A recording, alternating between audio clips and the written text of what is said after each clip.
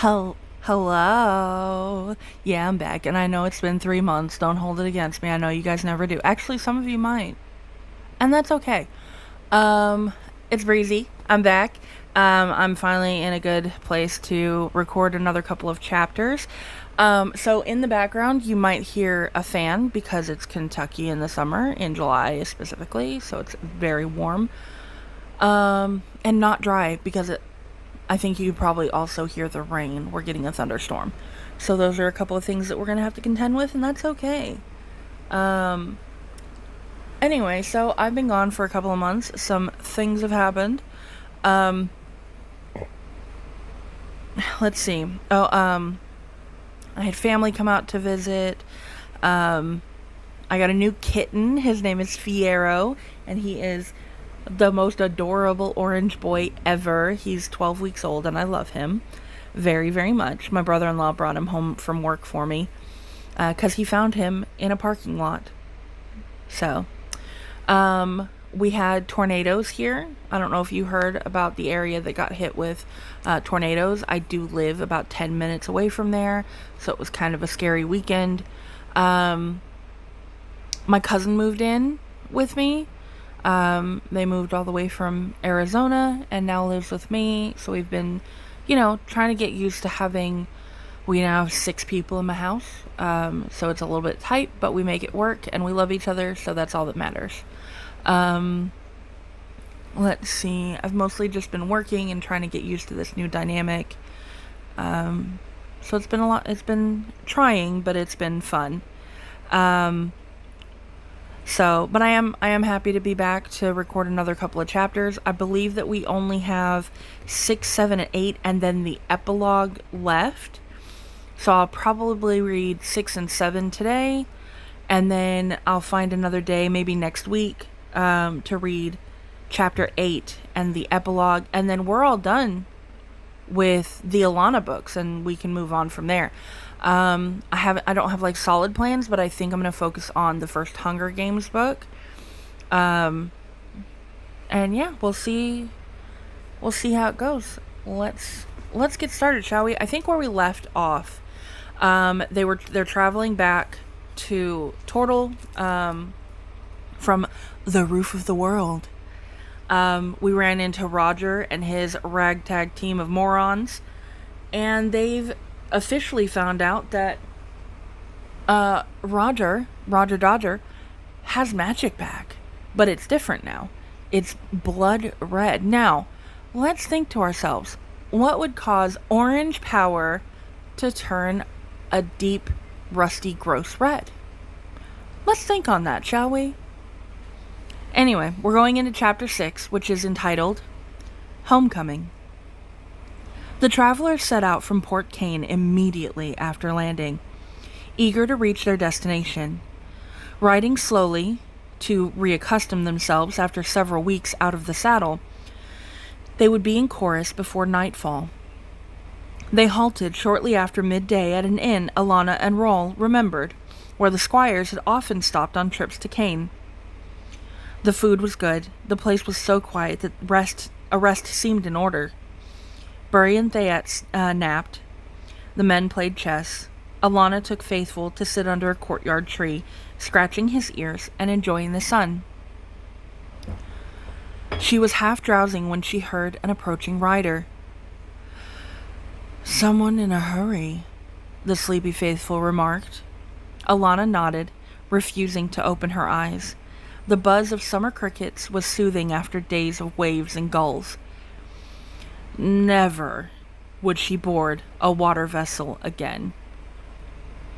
Curious, she peeped through her lashes. The rider entered the yard. With a yell, she leapt up, dumping Faithful on the ground. "George!" The thief grinned and grabbed her. His brawny arms closed tight. She was lifted, spun, then well-kissed. Alanna looked up into dancing hazel eyes. How did you know we were here?" she asked, wiping teary eyes on his sleeve. "Oh, stop that, lass," he whispered. "Messenger birds, remember? You're thin. Haven't you been eating, my hero?" "I was seasick," she grinned. It was the only way to get home in time. Are you all right? You look worn. George kissed her again, taking his time to convince her of his health. He released her, a wicked twinkle in his eyes. Now, your dragon can kill me. I'll die happy. You know Liam? He chuckled. Sweet. Everyone knows the lioness and the dragon were prowling Sarrain. I heard 2 songs about you this week. Have you counted her fingers yet, Cooper? Liam walked towards them, his eyes pale crystal. George smiled. I never thought you wouldn't take care of her, dragon. He held out a hand, keeping a grip on Alanna. I assume you're used to being sung about. Liam's eyes darkened to blue-gray. He shook the offered hand with a smile. They'll have to more than sing about, I guarantee. George stared past Liam, eyes wide. Bless me. Crooked God, he whispered. Fayette and Bury emerged from the inn, still yawning. Alanna knew what had caught George's attention. The afternoon sun sunk into Fayette's midnight hair while it turned her skin a deep cream. Fayette would look good anywhere, Alanna thought, with only a touch of envy. Princess Fayette Gian Wilhelmina, may I present George Cooper? George, this is Princess Fayette of Sarrain and her god, Buriam Turcum. Don't bother, muttered Bury. George released Alanna to bow and kiss Fayette's hand. He won't remember anyway. George straightened and winked at the Chimeri. I'm odd, Buriam Turcum, but I'm rarely that odd. Charmed in spite of herself, Bury smiled. Alanna told us about you, she said gruffly. We've been warned. It's Bury, anyway. I told you I'd bring them back, Rawl said. George looked at Alanna and gave her a squeeze. I'll never doubt you again, lad. You would be the first, Coram announced. He and Rawl had brought the horses around. George laughed. Were I you, I'd treat my wife-to-be's cousins and king better than that. The 2 men gripped each other's arms in greeting. George exchanged his tired horse for a fresh one, joining them for the ride to Chorus. His presence made the journey pass quickly. He refused to relay the news, but had no trouble wheedling tales of their adventures from Bury and Fayette. Alanna was not fooled. The past months had taken a toll on George. He was thinner. Small lines fanned out from his eyes and framed his broad mouth. She wondered precisely what had been going on. Where was his court? Scholar, Solemn, Merrick, Rispa, and the others. If she asked now, she knew he would laugh and ask questions she didn't want to answer. Has he always been this obstinate? She asked Faithful. The cat sniffed. You're a fine one to talk. She grinned. If I don't know obstinacy when I see it, who does? At the crest of the hills between seaport and capital, Bury grew up her pony. Mountain gods, she whispered, her black eyes huge with awe. The others stopped beside her. Chorus lay on the southern bank of the Oleron River, towers glistening in the sun. The homes of wealthy men lined the river to the north, tanners, smiths, Wainwrights, carpenters, and poor clusters on the bank to the south. The city was a richly colored tapestry. The great gate on King's Bridge, the maze of the lower city, the marketplace, the tall houses in the merchants' and the gentry's quarters, the garden of the temple district, the palace. This last was the city's crown and southern border. Beyond it, the royal forest stretched for leagues. It was not as lovely as Barat, nor as colorful as Udaipur, but it was Alanna's place. Glad to be home? George said. Yes. He reached to wipe a tear from her cheek. It's been a long journey, has it? he whispered. Alanna met his eyes. In their hazel depths, she saw a degree of love that frightened her as it warmed her. Inside the city gate waited a small company of Bazir, Hakim Farrar at its head. They bowed to Alanna from their saddles. She bowed in reply. Hakim fell in with Coram. The others formed a loose circle around the travelers.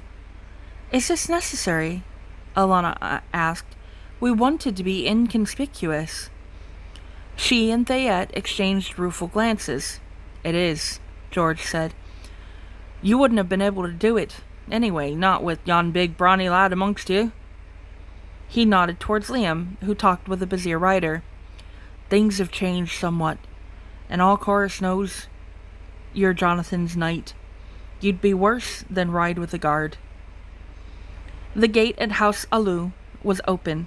The hostlers greeted Alanna cheerfully, showing no surprise at the size of her party.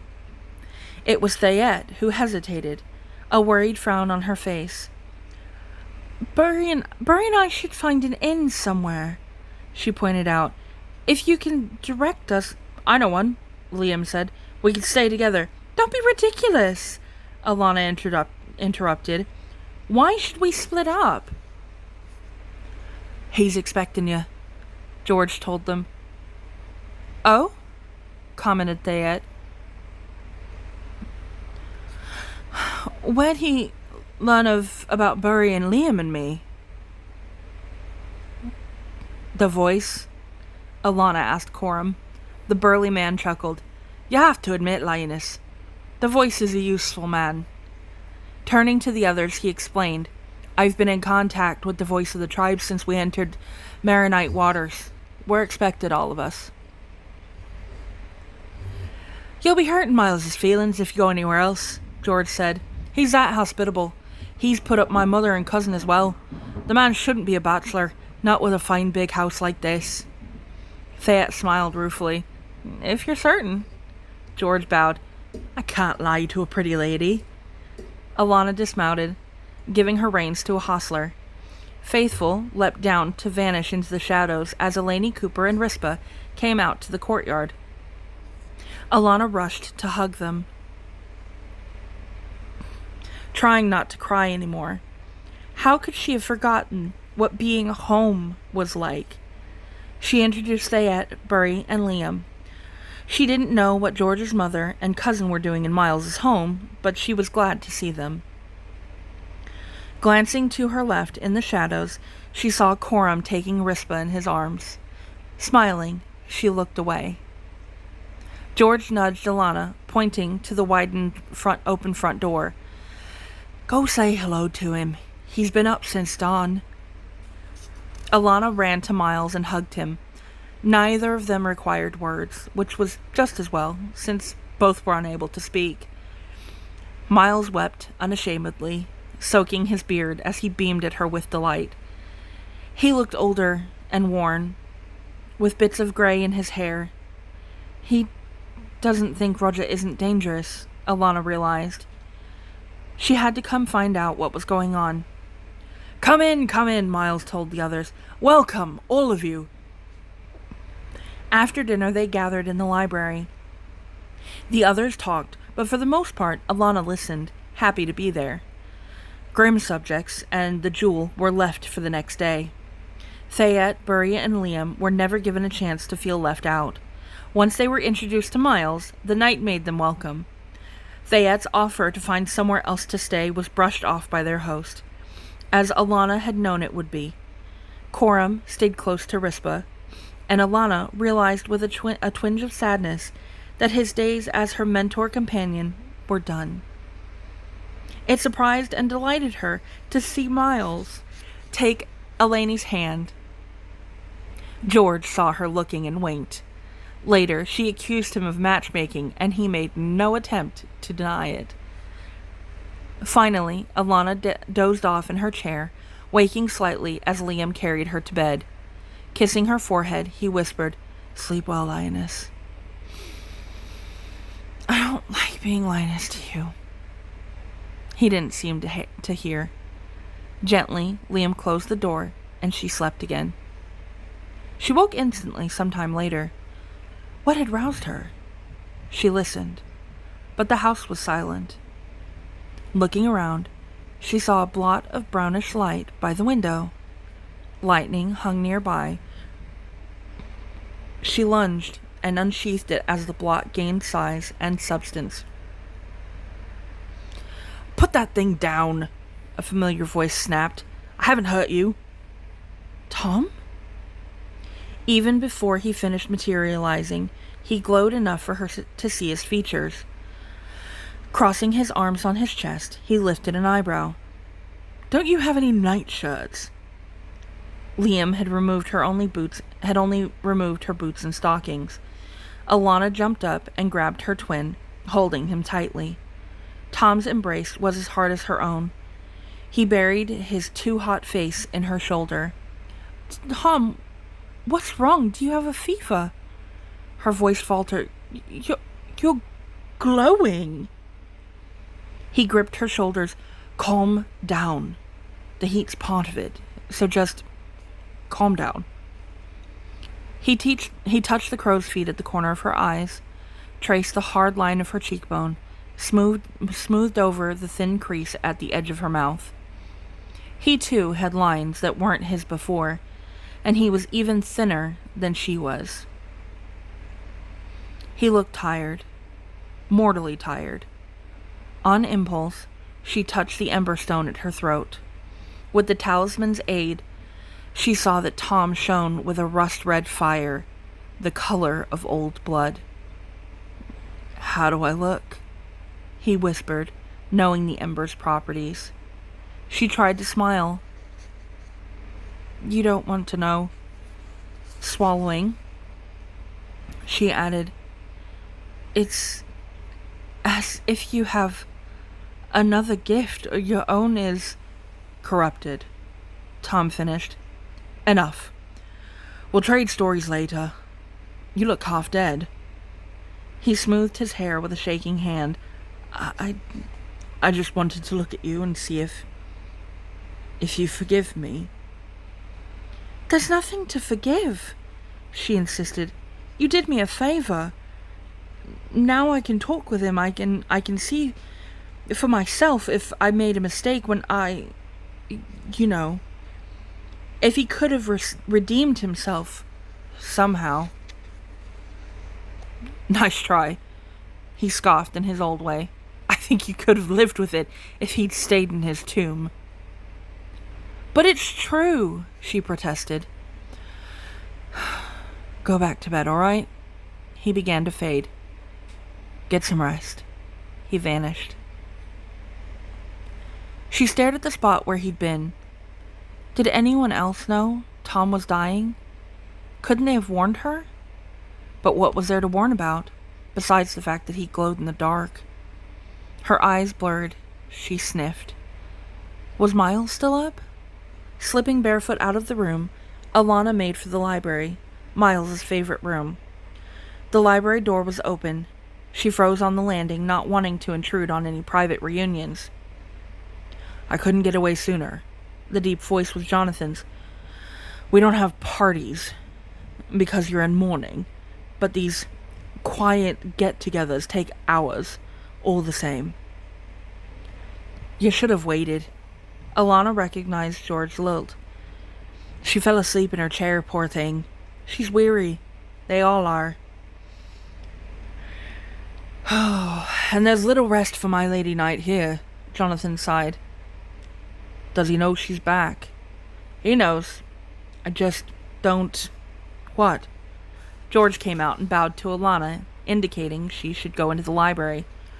Pushing her inside, he closed the door, leaving her alone with Jon. He stood before the hearth, cradling Faithful.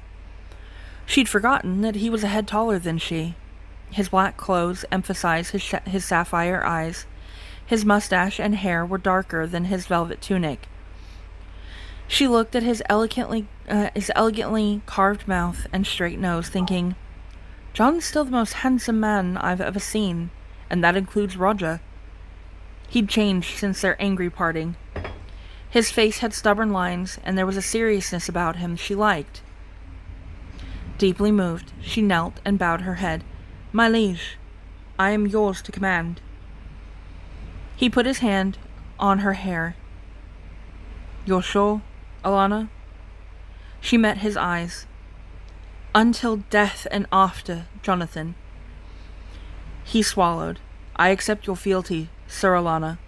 I accept, and I vow to return fealty with fealty, honor with honor, until death and beyond it." Lifting her to her feet, he kissed each cheek. The kingliness faded. "You don't know what it means to have you home." His eyes filled suddenly. He killed himself, Alanna. He made it look like a hunting accident, but it wasn't. Oh, gods, why did I have to lose them both? He covered his face with his hands and cried. Alanna held him, shushing him and weeping herself. When he was calm again and she had dried her tears, Alanna said, "We may not have another chance to be alone for a while. What do you want me to do with the jewel?" Jonathan drew a deep breath. "You really have it." "I'll get it if you like." She tried to pull away, and Jonathan tightened his arms. Not yet, all right? This is so comfortable. It's been almost a year since I held you, remember?" He sighed and released her. "Keep it safe for now. I need to think of a way to present you and it suitably." He smiled briefly. "You don't know how much it means to be able to tell people that we have the Dominion Jewel. Perhaps it will even stop the rumors of a curse." A short time later, George rejoined them. "All's well, then?" Alanna and Jonathan smiled at each other. "At last," George sighed. "I never felt right when you two were on the outs with each other." "We were having tea," he told Alanna. "Will you join us?" At her nod, he got a third cup and filled it from a kettle on the hearth, refreshing John's cup and his own. "It's Copper Isle Red Griffin," he explained to Alanna, who squinted at the scarlet liquid. "The taste grows on you." Jonathan raised his in a toast.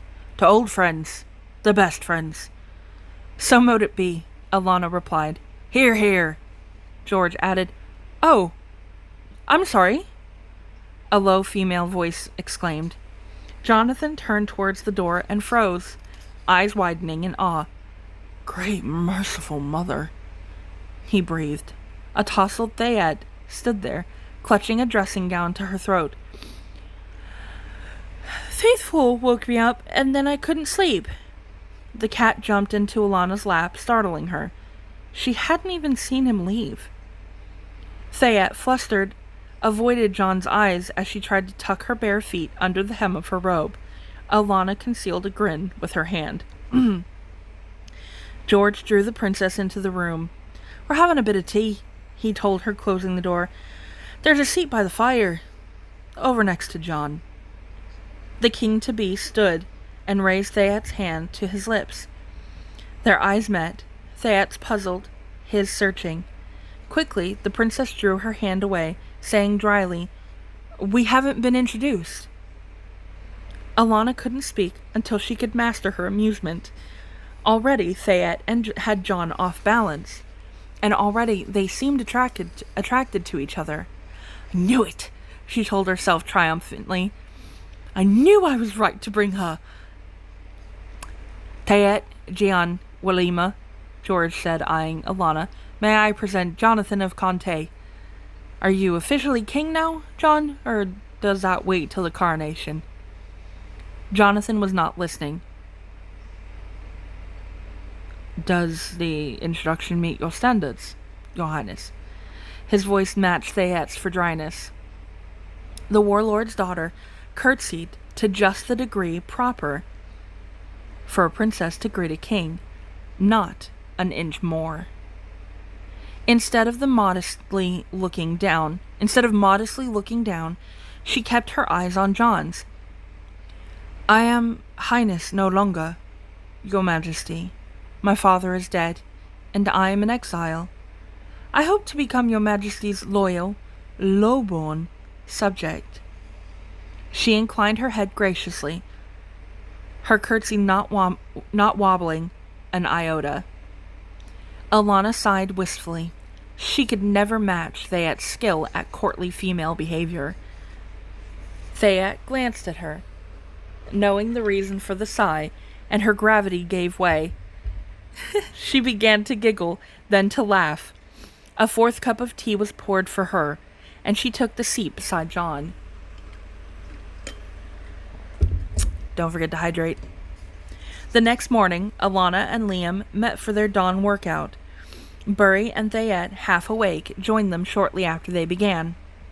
The four worked silently and hard for an hour before splitting up for the day. Alanna bathed, deciding to pass up a morning meal. Her nerves were wound too tightly for sleep or food.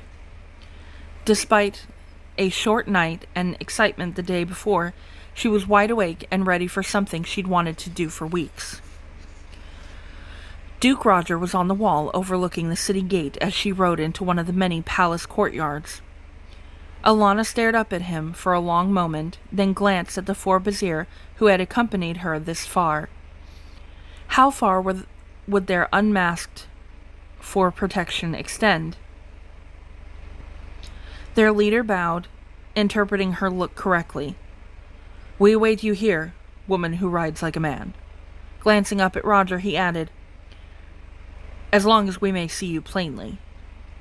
She nodded.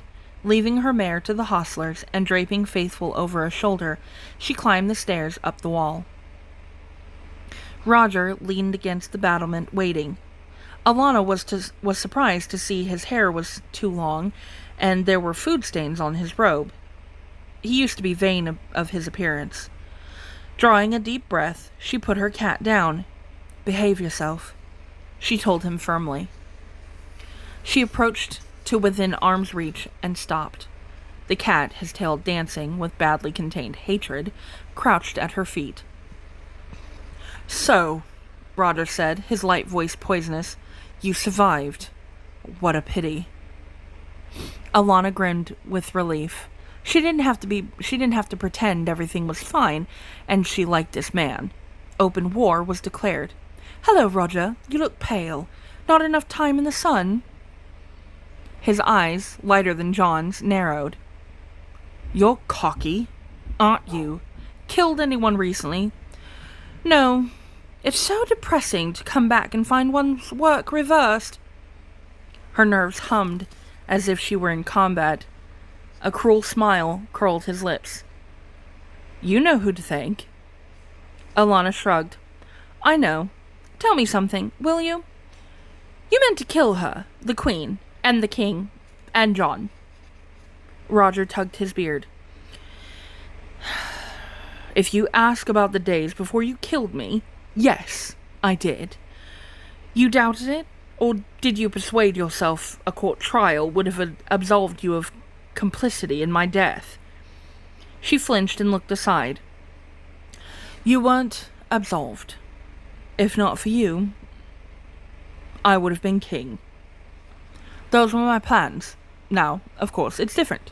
I have nothing to do with their deaths. I have promised to behave.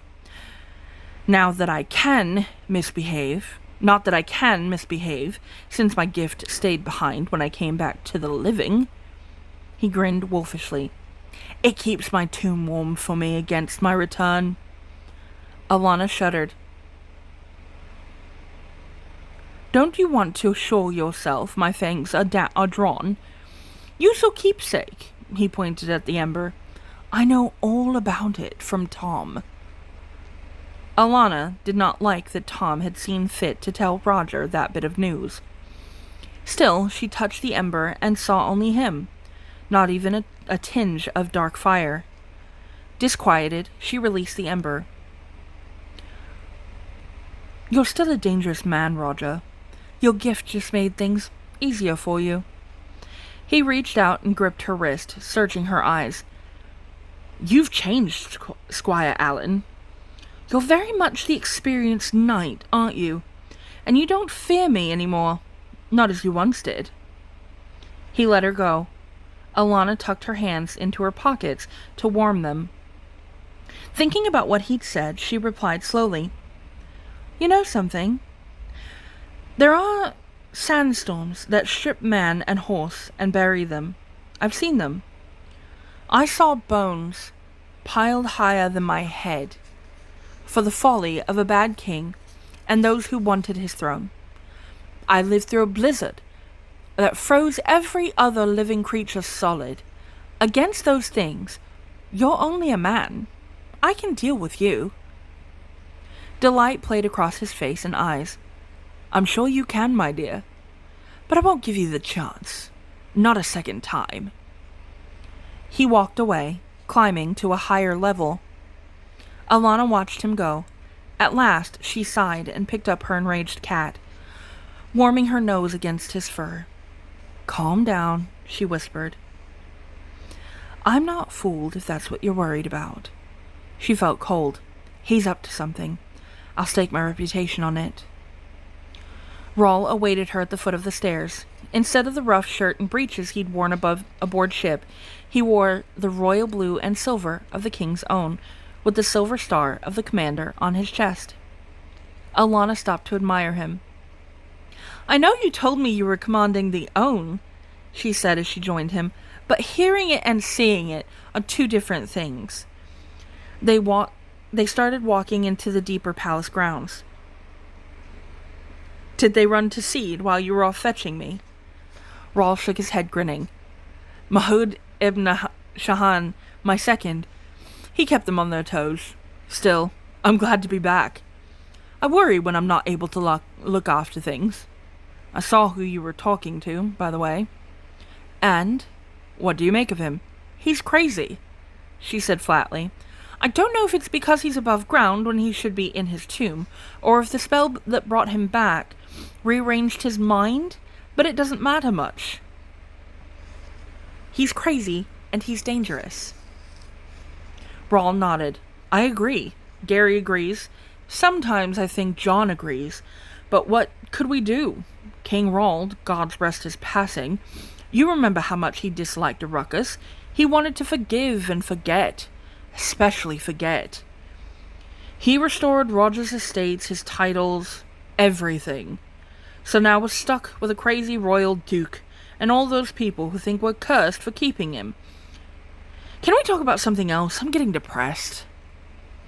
Alanna smiled. "All right. Tell me how you like commanding the king's own." It's all right," admitted Rawl. They walked through a passage to emerge in the training area for knights, squires, and pages. "It's not like the border patrols. Commanding the own means you have to sneak and spy with people conspiring to kill Jonathan." "What?" she whispered. Rawl turned red. "Forget what I said. It's taken care of. Ask Jon. Listen, I don't want to talk about me. What have you been doing? What's the dragon like? And why, in the name of Mithras, did you go to the roof of the world?" "It's a long story." Alanna looked around at the open-air courts and the racks of wooden swords and staffs, the practice dummies and targets. At this early hour, only a few knights were out. Gary, Alex, Joffrey of Meryn, they gathered around, clapping her on the back and demanding to hear of all her adventures. Laughing, she refused, telling them that she'd have plenty of time to spin tales. As they talked, she examined each face. Alex's was as closed as ever, although he seemed pleased about something. Gary stopped to think before he spoke, so he wasn't as sarcastic as he used to be. Miles had said Gary had taken up Duke Gareth's duties. Alanna thought the responsibility was good for her friend. Even Joffrey seemed sharper, more honed. He told Alanna Scanran raiders kept him hopping all winter on the northern borders. "Come on, Alanna," he corrected himself as the others laughed. "Let's see if you're still in shape." He tossed her a wooden practice sword. "Of course she's in shape," Gary said tartly.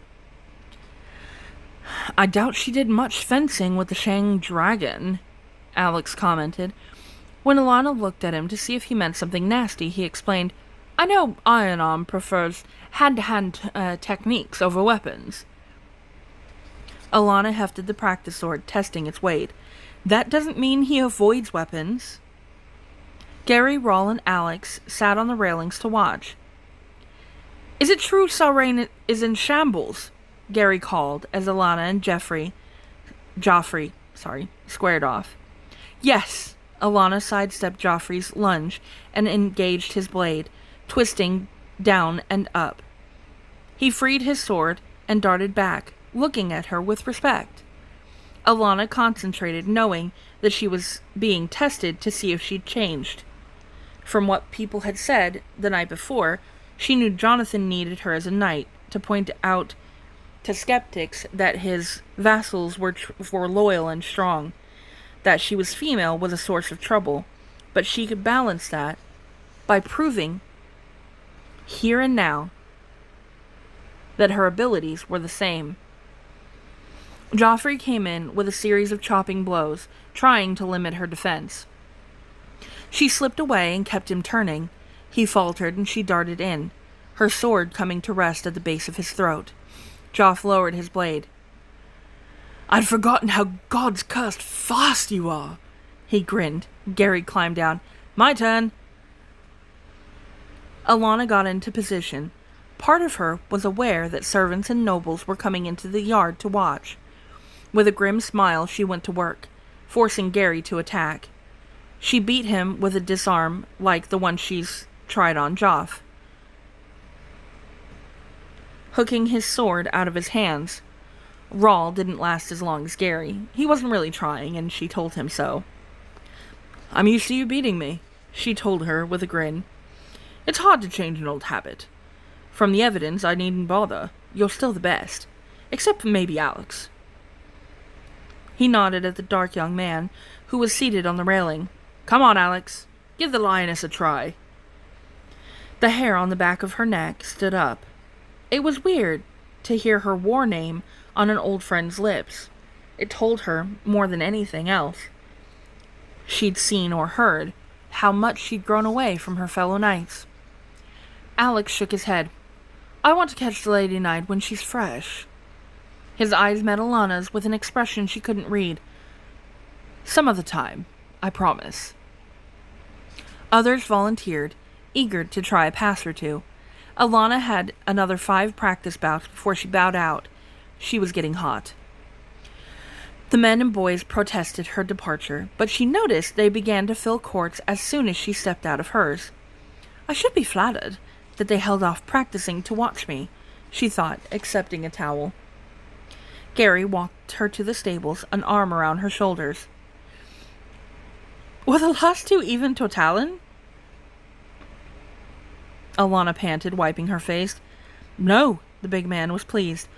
One was Gallon, and the black man was Kothaki. They're here for the coronation. A little early, aren't they? Everyone wants to know what Jonathan's like. They particularly want to know if he'll be king for long. That's why it's good to have you at home. Most of us younger knights aren't known outside of Tortle. The Lioness is known and respected. A king who commands your loyalty is worth paying attention to. They'd reached the stable doors. Beet red, Alanna muttered, Hogwash. To you, it's hogwash, Gary agreed. To foreigners, it's important. They'll keep their fingers out of our business until they know more about Jon. With a cheerful salute, he left her to return to the palace and his new duties. Entering the stables, Alanna found them deserted. Most of the hostlers were in the courtyards or the paddocks, which suited her. Putting fingers to her lips, she gave an ear-splitting whistle.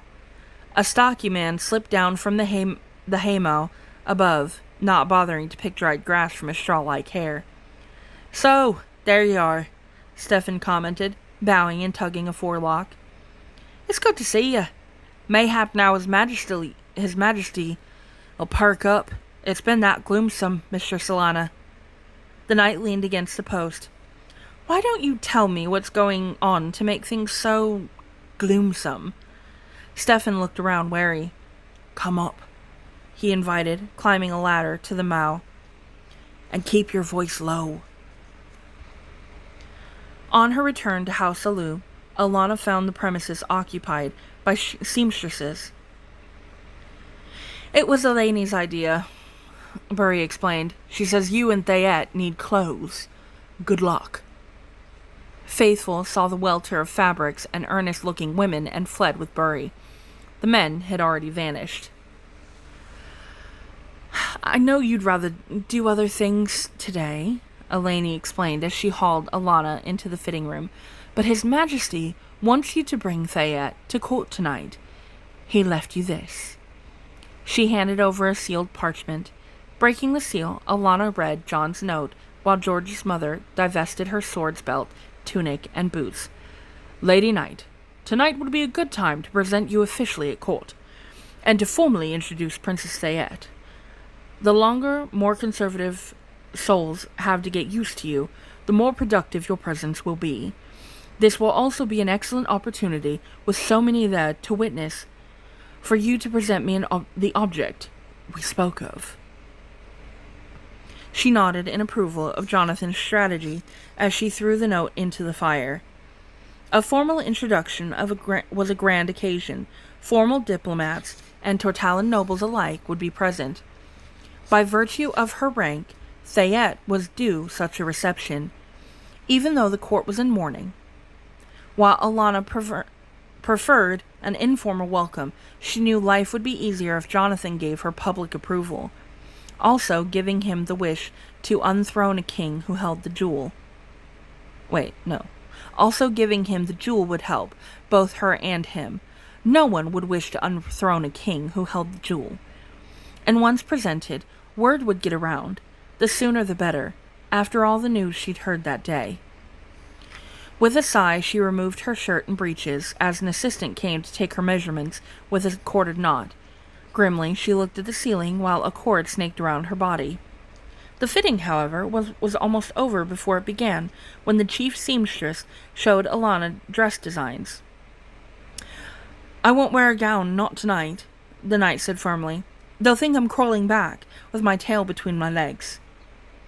You can't show your legs to the whole court, and His Majesty that's to be, the seamstress replied. It's indecent and disrespectful, and all the nobles will talk about you. They do that already, Alanna retorted. The woman shook her head stubbornly. The only ladies that wears hose are them that's no better than they ought to be. Rispa turned a laugh into a cough when the seamstress glared at her. I'm not a lady. I'm a knight, Alanna growled, and I'm making my bow to the court as one. Dresses are fine sometimes, but not tonight.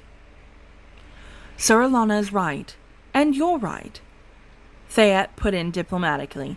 She held up a sketch she'd been working on. Is this a suitable compromise?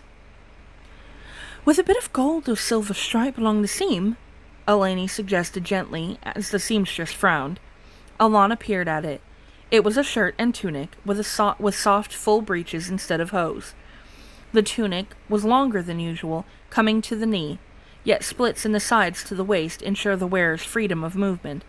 All right? Thayet asked. I like it, replied Alanna. The seamstress commented, still skeptical. Rispa put a friendly arm around the woman's shoulders. A dark grey silk with... Oh, of course, I can see where it might be too much trouble with Princess Thayet and Mistress Cooper's ball gowns. Besides, perhaps Mistress Weaver has a shop over in... It's no trouble, snapped the seamstress, pulling out of Rispa's hold. No trouble at all for a sharp first cut like mine. Weaver! She sells inferior cloth and stitching that comes undone at the first bow. Rispa winked at Alanna. The skirmish was settled with honor on both sides. The gleam in Elaine's eye made Alanna uncomfortable. George's mother was looking her over inch by inch, leaving no part of Alanna unscrutinized. The knight hurriedly began to dress. Earrings! the older woman exclaimed. Alanna forgot her trepidation and looked at Alanna, hardly believing her ears. "Could I?" she whispered. All her life she had envied the court beauties with their earrings, with their eardrops, to the point where she'd refused to get the single earring a man could wear. It just wasn't the same. In a twinkling, Alanna and Theat had her in a chair while Rispa heated a needle. "This shouldn't be any trouble at all," the redhead grinned, "being's how you're a blooded knight. Hold still." Alanna gritted her teeth as the needle punched into a lobe. The bottom dropped out of her stomach and her ears roared. "I'll tell you what, the daughters told me when I had mine done," Theat said as Rispa placed the needle in a bit of silk. "Beauty is pain." "Is that supposed to be a consolation?" Alanna gasped. She closed her eyes against the next punch of the needle. This time the bottom of her stomach continued to drop, and the roar was deafening. She opened her eyes onto more blackness. Someone was waving aromatic salts under her nose. Alanna sneezed again. "What happened?" she asked, struggling to keep her stomach in place. Rispa stopped trying to fight laughter. Alanna wiped tears with a handkerchief. Even the seamstress showed signs of amusement.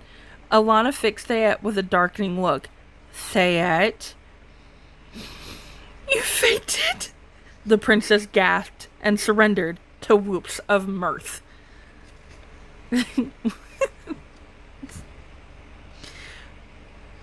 Rispa and Alanna told the travelers what had been going on in the palace and city while the seamstresses worked nearby.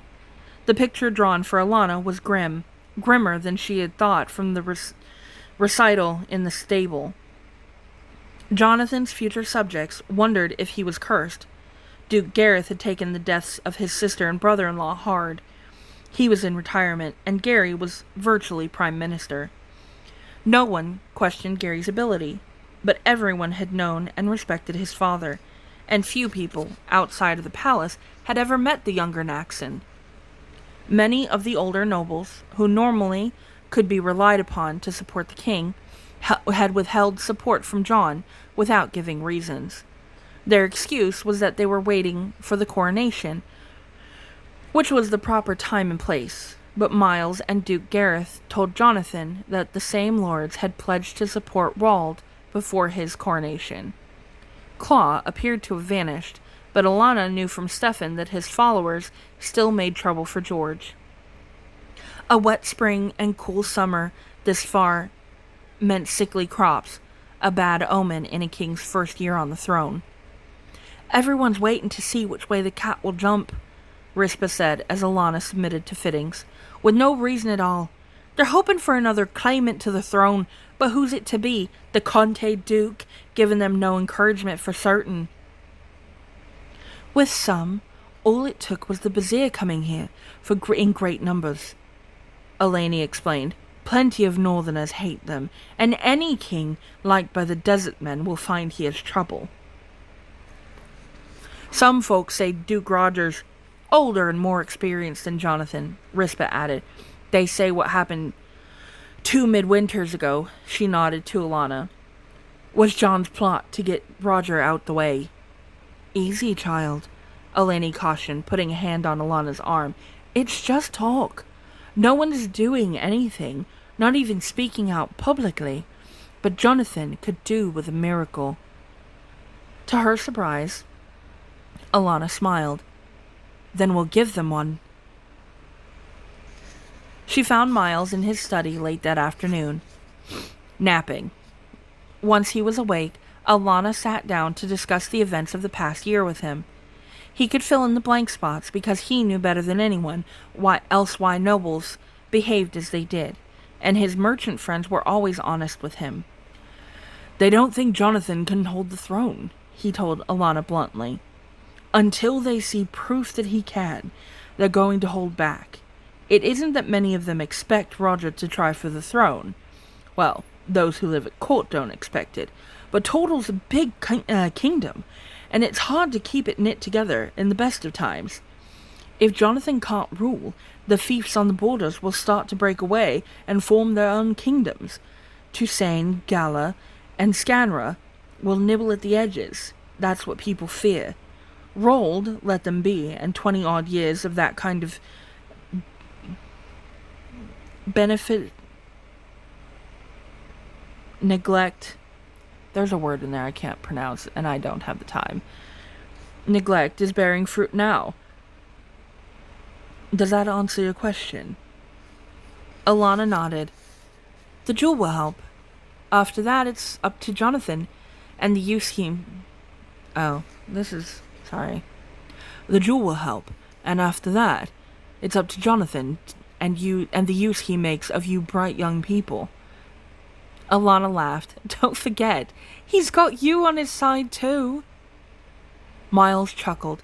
By the way, I have something for you. Alanna told me you'd had an ordeal this afternoon. I bought these to make you feel better.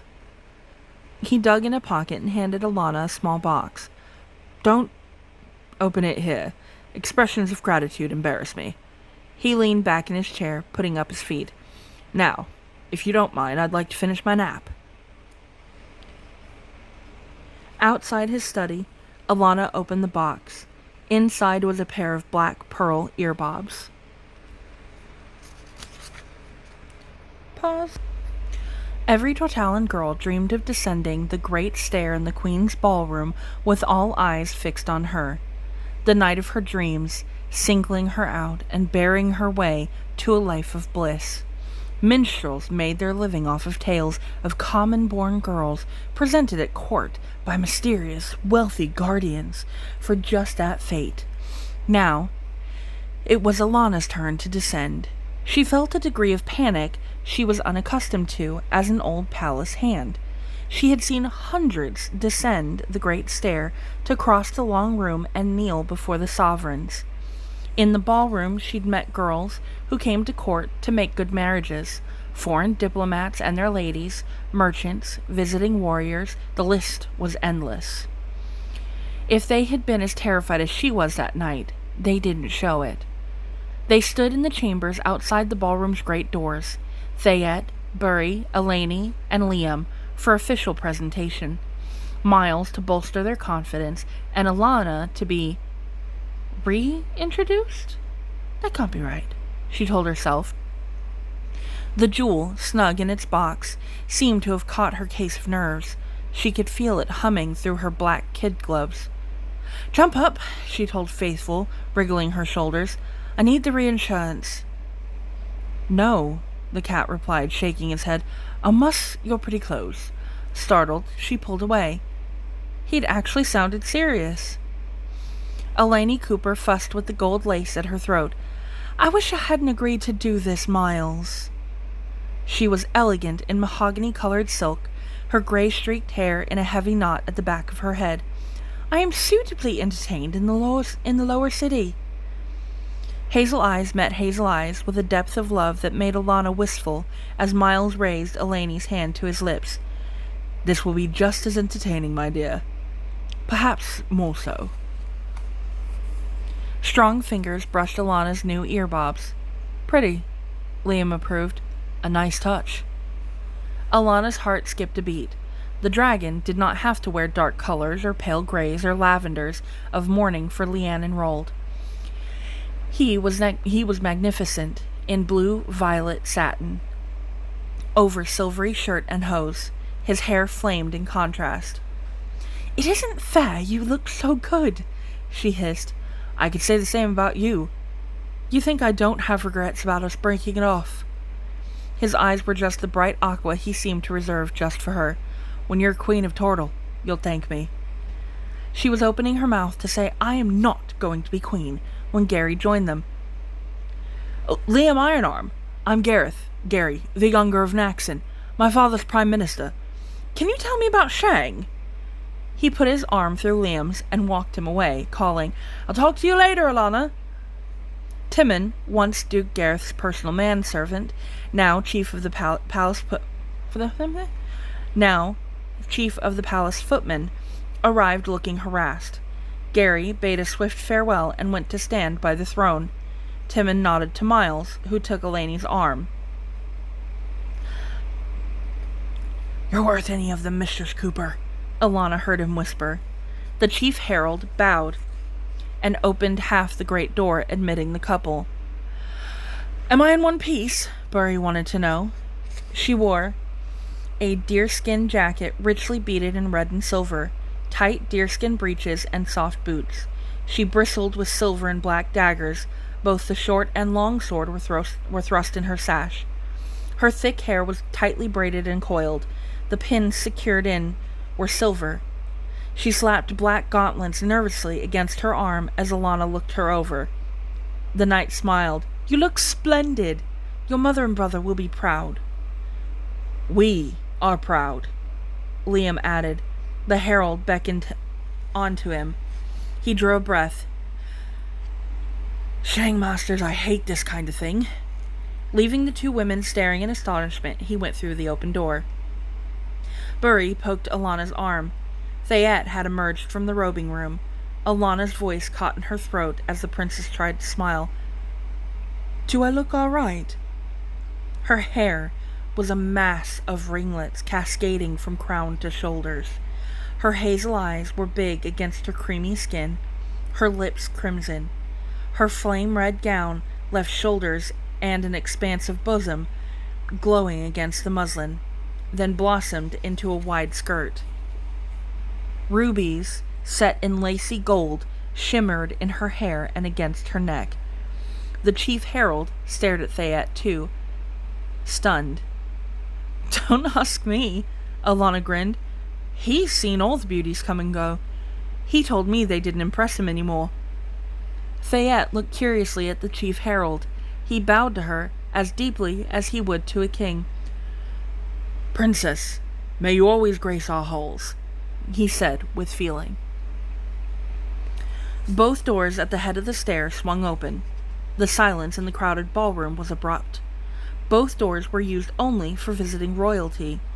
The herald walked to the head of the stair. He struck his iron-shod staff 3 times on the floor. "Her Royal Highness, Princess Thayet Jian Willima of Sarain, Duchess of Kamo, and Dan Hien." Alanna walked forward with Thayet on her arm.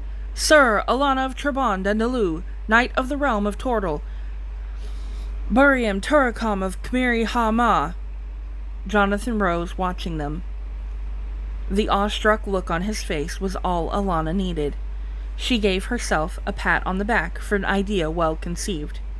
Thayet descended the stair as if she were floating, her face impassive. Only her tight, somewhat damp grip on Alanna's arm revealed the state of her nerves. Jonathan walked down the scarlet runner between door and throne to meet them in the ballroom center. Alanna gently withdrew her arm from Thayet's clutching, letting the princess walk the few steps to Jon alone. The king-to-be embraced Thayet gently and kissed her on both cheeks. "Cousin, welcome," he said, using the form of address common to royalty. "We regret the sad event that drove you from your home." "Thank you, your majesty." Thayet's gaze was stern. Plainly, to Alanna, she was trying to remind Jon of her wish to become a private subject. Jonathan ignored the hint. "Until such time as your peace returns to Sarain, know that Tortle is your home." Offering Thayet his arm, he led her to the chair, placed her just below his own. She sat gracefully, her skirt settling around her feet in a perfect fan. Burry took up her station at her side. No one knew who began it, but a patter of applause turned into a roar of enthusiasm. In Sarain, she was the female who should have been the male heir. The Tortallan courtiers accepted Thayet for herself. George also enjoyed Thayet's entrance, but he was not blind to her companions. He nodded his approval to Burry, and he was acutely aware of Alanna from the moment she appeared. In her dark gray and black, she was elegant and somber. Her hair and eyes blazed. No one could miss the sword belted at her waist. Beneath one arm she carried a box not much bigger than her fist. Remembering his disguise as a stern-faced vizier, George defeated the urge to beam like a proud lover. "She's done it," he thought. "My darling's made them pay attention and dance to her tune, and I thought only common-born knew how to do that." Waiting for the applause to quiet, Alanna looked around. Even in his disguise, she knew George. She bit back a grin. She should have known he'd come, and winked at him, enjoying the approval in his eyes. "Behave," Faithful scolded. "You have business to take care of." The noise was finally dying. Jonathan nodded. "Sir Alanna, come forward." She continued down the carpet, hand on sword hilt, Faithful beside her. Thayet smiled encouragingly as Alanna knelt before Jonathan. "Your Majesty." She drew lightning and laid it on the step at his feet, in token of her allegiance. "This I swear, to serve you and your heirs, with all I possess, in the Mother's name." Taking the box in both hands, she flipped it open. The jewel lay on black velvet bed. She held it up to him. "I bring you the fruit of my traveling, Majesty. The Dominion jewel." Jonathan reached for it, and as total silence fell. The moment his fingers touched the jewel, it flared into life, blazing like a small sun in his hand. Jonathan held it aloft. The first one courtier, then another knelt, until everyone but Jonathan and Thayet were kneeling. "Thank you, Sir Alanna." His voice was audible in every corner of the room. "And we praise the gods for sending us this jewel, and our lioness, in this time of need."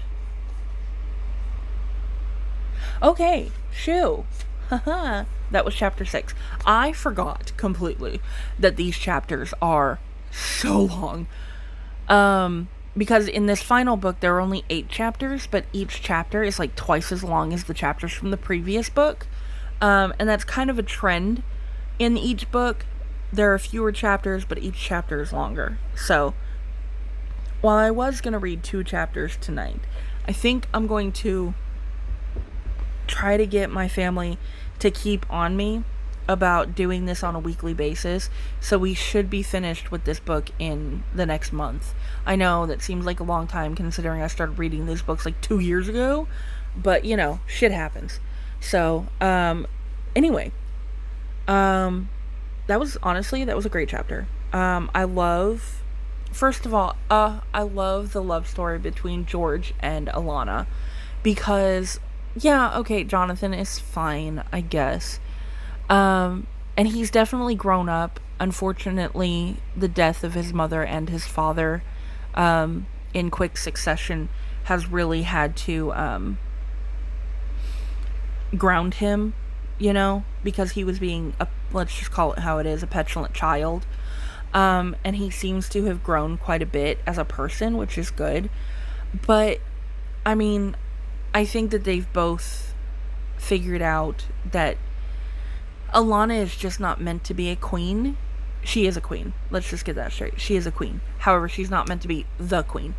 Because she doesn't have any want to be in that public eye as much. Because she's already in the public eye as the lioness. In her travels. But she doesn't want to have to stay at the palace and do all the things that a queen is supposed to do, you know? Because there's state events, there's public appearances, there's managing the quote-unquote household of the palace, right? So there's a lot that goes into it that Alanna is just honestly not equipped to do, because unlike Thayet, she didn't go into learning how to be a lady, right? She went straight into being a knight. So I'm glad that they're there in that terms of like that way of thinking.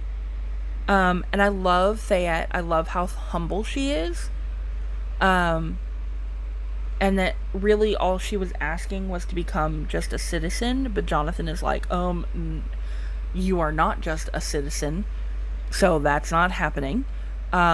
you are in fact royalty to him.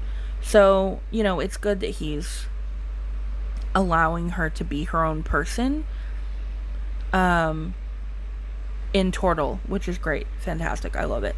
Of course, we love Miles. And I love Elaney and Miles together. It is a little bit weird because obviously George and Alanna are in love with each other, and then like Alanna's adoptive father and George's mother are like coming together. But I guess it doesn't really matter much because she's not like technically an Alu by blood. She is by adoption. So that's fine. It's a little weird, but it's fine.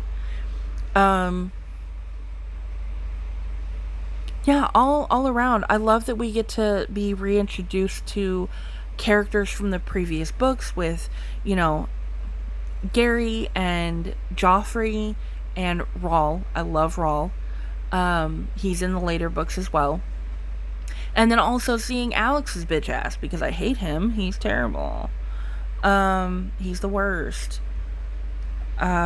Roger is also the worst, and I'm glad that there's no pretense between the two of them.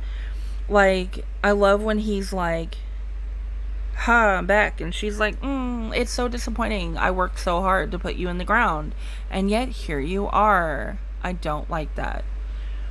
And he's like, back at you. I tried to kill all of you, and you thwarted me, and I don't like that. So, I don't know why I keep saying so, yeah. But I thoroughly enjoyed the chapter. I thought it was great. We get reintroduced. We get to see more of these new characters. I love seeing Rispa again. I love her little love story with Coram, because, like, in the very beginning of the books, you think of Coram as being, like, this old, gruff man, but in reality, he probably wasn't older than, like, in his 20s, and now he's in his upper 30s going into his 40s, so he's still, he's older than Alanna, but he's not an old man, right? So it's good to see him get to have a relationship, and that they've kept that, Tamora has kept that as, like, a background thing. I love Burry. Burry comes up in later books as well, and she's fantastic. She gets better and better, especially when she's given free reign to do basically whatever she wants. And Theat is amazing. She's probably the best, like, girl character other than Burry in the whole series. In this particular series. Not coming up, because there's a lot of fantastic female characters that we all know and love. And if you don't know them, you're going to be introduced to them eventually. Speaking of which, we are officially 2 chapters and an epilogue away from finally finishing this book. I know, it's been forever.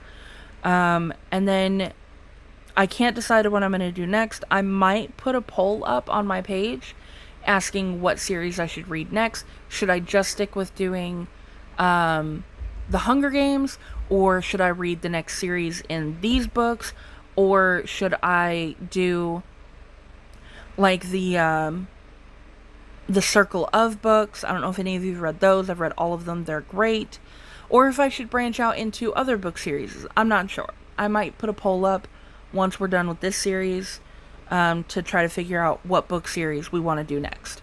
And hopefully with some poking and prodding from my family, I can have a little bit more of a schedule on that, because I'm really bad about keeping a schedule outside of my regular working hours. Anyway, I had a great time. I hope that you guys also had a great time. It has since stopped raining, but we are under I think we're still under a flash flood watch, because the rain can come at any time. So that'll be fun for later. I have to go to work tomorrow, which I'm unhappy about, and my friend, my best work friend, is not going to be there because she's on vacation all week, which are rude. And then I have a doctor's appointment on Wednesday, which is whatever. I know I'm going to have to pay a lot of money because it's stupid. But here we are. Anyway, this has been fun. It's been real. It's been real fun. I will try to come up with a much better schedule and see if my family can needle me into following it so that we can finish this book. Anyway, I will see you guys later. Have a great Sunday. Stay hydrated. Okay, I love you. Bye.